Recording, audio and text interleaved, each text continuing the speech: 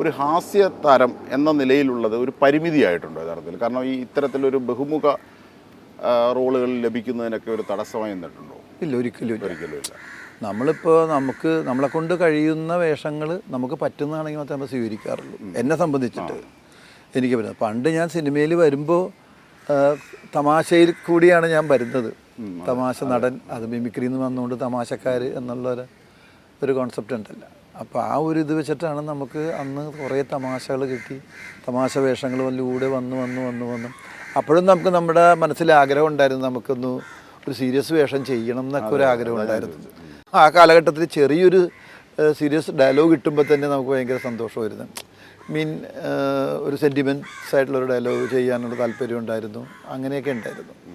പക്ഷെ അത് കിട്ടുമ്പോൾ ഇപ്പോൾ കുറച്ച് വേഷങ്ങൾ അങ്ങനെ മാറി വന്നപ്പോൾ ഭയങ്കര ഹാപ്പിയാണ്. അത് താമസിച്ചു പോയിരുന്നു അല്ലേ? അങ്ങനെയൊന്നുമില്ല. അതിന് താമസവും ഇതിനൊന്നും സമയമില്ലല്ലോ. ഏത് സമയത്ത് വരണം, ഏത് സമയത്ത് ഇപ്പോഴും ഓരോരുത്തർ വരുന്നില്ലേ. അത് താമസിച്ചിട്ടൊന്നുമില്ല. നമുക്ക് ഒരു കലാകാരനെ സംബന്ധിച്ചിട്ട് എപ്പോഴും അവന് കിട്ടുന്ന സമയങ്ങളൊക്കെ ഭാഗ്യമുള്ള സമയങ്ങൾ തന്നെയാണ്. നമുക്ക് കിട്ടുന്ന സമയങ്ങൾ നല്ല വേഷങ്ങൾ കിട്ടുമ്പോൾ നന്നായിട്ട് ചെയ്യാൻ ശ്രമിക്കുക എന്നുള്ളതാണ്. അത് ഏത് വേഷമാണെങ്കിലും. ഈ സിനിമയിൽ യഥാർത്ഥത്തിൽ ടാലൻറ്റ് മാത്രം മതിയോ, അതോ ഭാഗ്യം, രാഷ്ട്രീയം, ബന്ധം അങ്ങനെയൊക്കെ വേണോ യഥാർത്ഥത്തിൽ?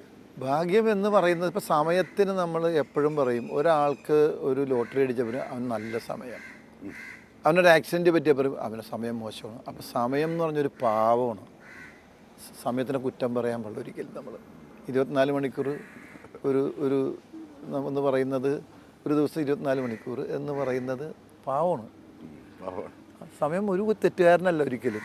എന്നിട്ട് എന്ത് പറഞ്ഞാലും അവൻ്റെ സമയദോഷം അല്ലെങ്കിൽ അവൻ്റെ സമയം നന്നായി, അതൊക്കെ അവൻ്റെ സമയത്തിൻ്റെ കുഴപ്പം. ഒരിക്കലും സമയത്തിൻ്റെ കുഴപ്പമില്ല. നമ്മളെങ്ങനെ ജീവിക്കുന്നു അതാണ് നമ്മൾ നല്ലത്. നമ്മൾ തെറ്റുകൾ അധികം ചെയ്യാതെ, കാരണം തെറ്റുകൾ അറിയാതെ വന്നു പോകും. അറിഞ്ഞുകൊണ്ട് തെറ്റ് ചെയ്യാതിരിക്കുക. നമുക്ക് കഴിയാവുന്ന വിധത്തിൽ നമുക്ക് ആരെങ്കിലും സഹായിക്കണമെങ്കിൽ സഹായിക്കുക. നമ്മുടെ നന്മകൾ നമ്മൾ ചെയ്യുന്ന പ്രവൃത്തികളിലാണുള്ളത്. അപ്പോൾ അതുപോലെ ജീവിക്കുന്ന ഒരാളാണ് ഞാനും എൻ്റെ കുടുംബവും. ഞങ്ങളെല്ലാവരും അങ്ങനെ തന്നെയാണ്. അപ്പോൾ അതിന് സമയം കൊണ്ട് രക്ഷപ്പെട്ടു എന്ന് പറയുന്നത് അങ്ങനെ പറയാം ചിലപ്പോൾ. പക്ഷേ ടാലൻറ്റ് മാത്രം മതി. ടാലൻ്റ് ഉണ്ടാവണം, നല്ല ടാലൻ്റ് ഉണ്ടാവും. അതിനെ ഡെവലപ്പ് ചെയ്യണം. നമ്മളെപ്പോഴും അതിനിങ്ങനെ ഒന്ന് തേച്ചുരച്ചുകൊണ്ടിരിക്കുന്നാൽ നല്ലതായിരിക്കും. അല്ല, ഈ ഭാഗ്യം എന്നൊന്നുമില്ല, അത് അവസരങ്ങളെ ഉപയോഗിക്കുന്ന. പക്ഷെ അങ്ങനെ അവസരങ്ങൾ ലഭിക്കുമോ ടാലൻറ്റ് കൊണ്ട് മാത്രം? ലഭിച്ചിട്ട് വന്നവരാണല്ലോ പലരും. ലഭിക്കുമോ എന്ന് വെച്ചാൽ അതിനാ മറുപടി അതാണ്. എനിക്കങ്ങനെ കിട്ടിയാണ് ഞാൻ വന്നത്. പക്ഷേ ഞാൻ വരുന്നത് പപ്പൻ, പ്രിയപ്പെട്ട പപ്പൻ എന്ന് പറയുന്ന, ഞാൻ ഉണ്ടായിരുന്നൊരു സമിതി, അതായത് ഹരിശ്രീ എന്ന് പറയുന്നൊരു ട്രൂപ്പിൽ ഞാനുള്ള സമയത്താണ് ഹരിശ്രീ എന്നെ പ്രൊഡ്യൂസ് ചെയ്യണം. പപ്പൻ, പ്രിയപ്പെട്ട പപ്പൻ, സിദ്ദിഖ് ലാൽ എഴുതുന്നു, സത്യനന്ദിക്കാർ ഡയറക്റ്റ് ചെയ്യുന്നു, റഹ്മാനും മോഹൻലാലും അഭിനയിക്കുന്നു. അപ്പോൾ സത്യേട്ടൻ ഡയറക്റ്റ് ചെയ്ത ആ പടത്തിൽ ആ ട്രൂപ്പിൽ ഞാൻ ഉണ്ടായതുകൊണ്ട്, ഹരിശ്രീയിൽ ഉണ്ടായതുകൊണ്ട് അതിലൊരു ഭജനക്കാരനായിട്ട് എനിക്കതിൽ അഭിനയിക്കാൻ പറ്റി. ശരിക്കും 40ാമത്തെ വർഷമാണ് എൻ്റെ സിനിമയിൽ വന്നിട്ട്. ആഘോഷമുണ്ടോ? ആഘോഷം അല്ല, അവിടം വരെ എത്തി എന്നുള്ള ഒരു ആഘോഷമല്ലേ, അത് ഞാൻ ആഘോഷിക്കാം. പലരും ആഘോഷിക്കാമെന്ന് പറഞ്ഞ് വന്നു. ഞാൻ പിന്നെ നോക്കാം നമുക്ക് പറഞ്ഞിട്ടുണ്ട്. അപ്പോൾ അങ്ങനെ അവിടെ നിന്ന് പിടിച്ച് വന്നു. പിന്നെ അവിടെ നിന്ന് ഇങ്ങോട്ട് ഇനി കുറേ സിനിമകൾ ചെയ്യണം അങ്ങനെ ഇങ്ങനെയൊന്നും പറഞ്ഞ് കുറേ അധ്വാനിച്ചിട്ടില്ല ഞാൻ.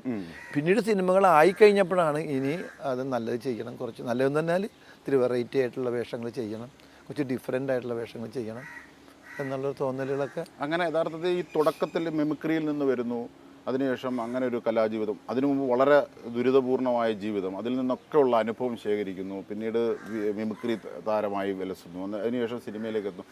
അതിനുശേഷം സിനിമയിലെത്തിയതിന് ശേഷം ഹോംവർക്ക് ചെയ്യാറുണ്ടോ ഇത് ഡെവലപ്പാക്കാൻ? ഇപ്പം നേരത്തെ സൂചിപ്പിച്ച പോലെ ഞാൻ ശരിക്കും വർക്ക് ചെയ്യാൻ എനിക്ക് കിട്ടുന്ന വേഷങ്ങൾ ഞാൻ തന്നെ ഒന്ന് പ്രിപ്പയർ ചെയ്യാറുണ്ട്. അതൊന്നും ഞാൻ കേട്ടതിന് ശേഷം സീൻസ് എടുത്ത് അന്ന് വായിച്ചു അതിന് വേണ്ടി തയ്യാറെടുക്കാറുണ്ട്. ഇപ്പോൾ പല ആർട്ടിസ്റ്റുകളും പറഞ്ഞത് ആ സമയത്ത് വരുന്ന പോലെ അങ്ങനെ ചെയ്യുമെന്നുള്ളത്. എന്നിട്ടും നമ്മൾ ആ സമയത്ത് വരുന്ന പോലെ ചെയ്യാൻ പറ്റുള്ളൂ. എന്നാലൊന്ന് പ്രിപ്പയർഡ് ആകും ഞാൻ. കാരണം നമ്മൾ നേരത്തെ ചെയ്തു വെച്ചിട്ടുള്ള തമാശ വേഷങ്ങളല്ല, അതിനും നമ്മൾ പ്രിപ്പയർഡ് ആയിട്ടുണ്ട്.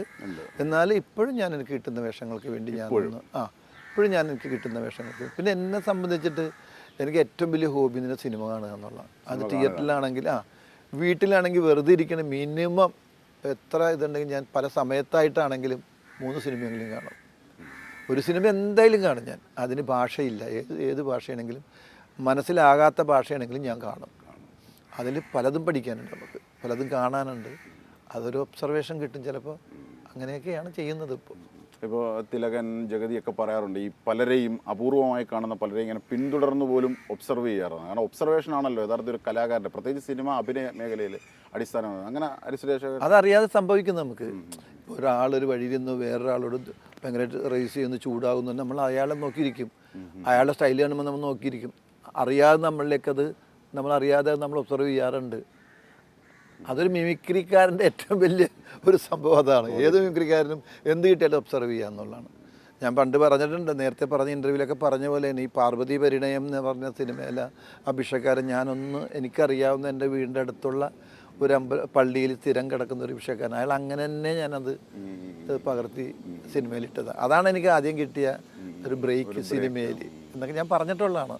അപ്പോൾ അത് നമ്മൾ അറിയാതെ നമ്മൾ ഒബ്സർവ് ചെയ്യും. അത് ഇപ്പോൾ വേണുവേട്ടൻ തന്നെ പറഞ്ഞിട്ടുണ്ട്, ചെല്ലപ്പൻ ആശാരി എന്ന് പറയുന്ന ക്യാരക്ടർ പുള്ളിയുടെ നാട്ടിലുണ്ടായ ഒരു ആശാരിയാണ്. ഒരു മുഴക്കോലും പിടിച്ച് അങ്ങോട്ടും ഇങ്ങനെ കൈവീശി ഇങ്ങനെ മുഴക്കോലും കൊണ്ട് നടക്കുന്ന പുള്ളിയാണ്. പുള്ളി അദ്ദേഹത്തെ ഒന്ന് ഇമിറ്റേറ്റ് ചെയ്തതാണെന്നാണ് വേണുവേട്ടൻ പറഞ്ഞത്. വേണുവേട്ടൻ പറഞ്ഞിട്ടുണ്ട്. നമുക്ക് അറിയാതെ വന്നു പോകണതാണ് അതൊക്കെ. അത് നമുക്ക് അനുഭവങ്ങളാണല്ലോ. അതെ അതെ അതെ.